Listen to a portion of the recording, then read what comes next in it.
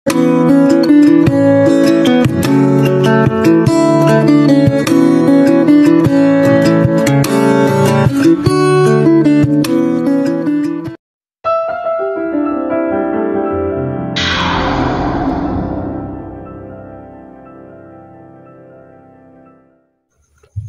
ka ba sa mga pirana? Kumakain nga ba ng mga tao ang mga pirana? Paano kung mahulog ka sa pool na punong-puno ng pirana? Yan ang mga tanong na sasagutin natin sa bidyong ito. Kung ikaw ay bago pa lamang po sa aking channel, ay maaari bang paki-like at subscribe?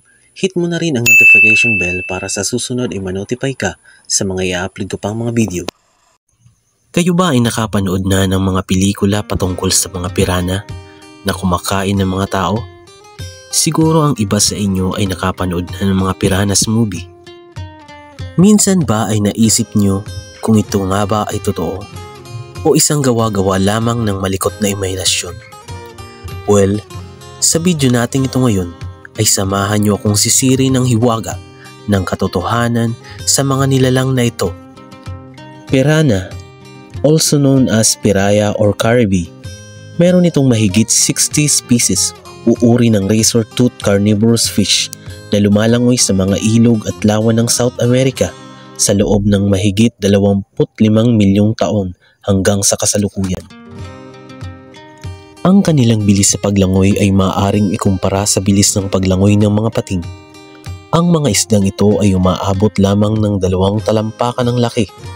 Meron itong bilugang katawan na may malaking ulo at malakas na panga na umaabot sa 4 na milimetro ang mga ngipin.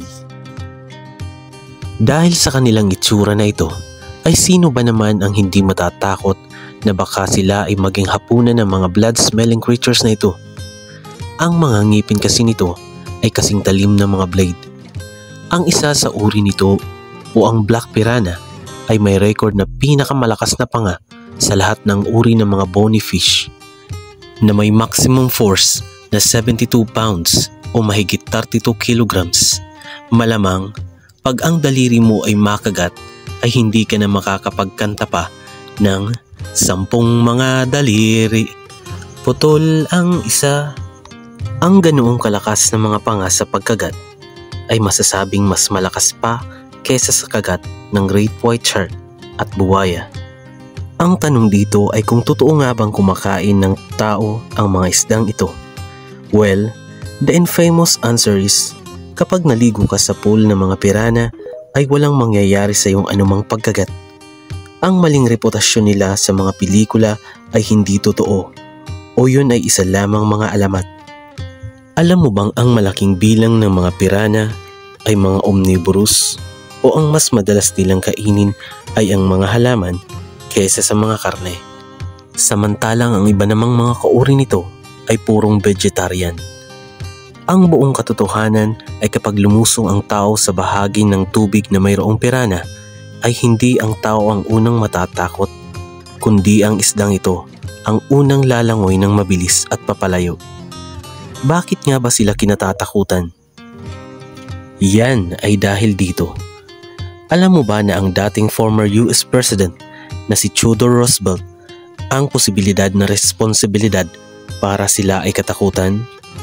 Noong 1913 ay pumunta si Theodore Roosevelt sa South America at dito ay kanyang nasaksihan ang paghagis ng mga tao sa isang patay na baka sa ilog na ilang sandali lang ay pinagpiestahan na ng mga pirana sa labis na pagkabigla ng dating presidente ng Amerika. At dahil sa kanyang nasaksihan ay ikunento niya ito sa kanyang pag-uwi sa Amerika at dito ay tinawag niya ang mga isdang ito na the most ferocious fish in the world na umaatake ng kahit higit na mas malaki kaysa sa kanila. Kinalaunan, ang kwento ay kumalat sa buong mundo na parang isang nasusunog na kagubatan at yun ay ang nagpasama sa paningin ng mga tao.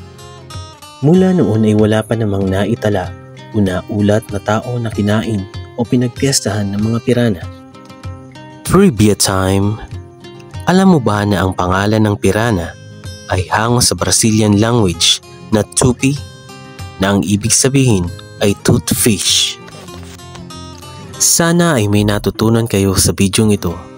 Hanggang sa susunod, bye-bye!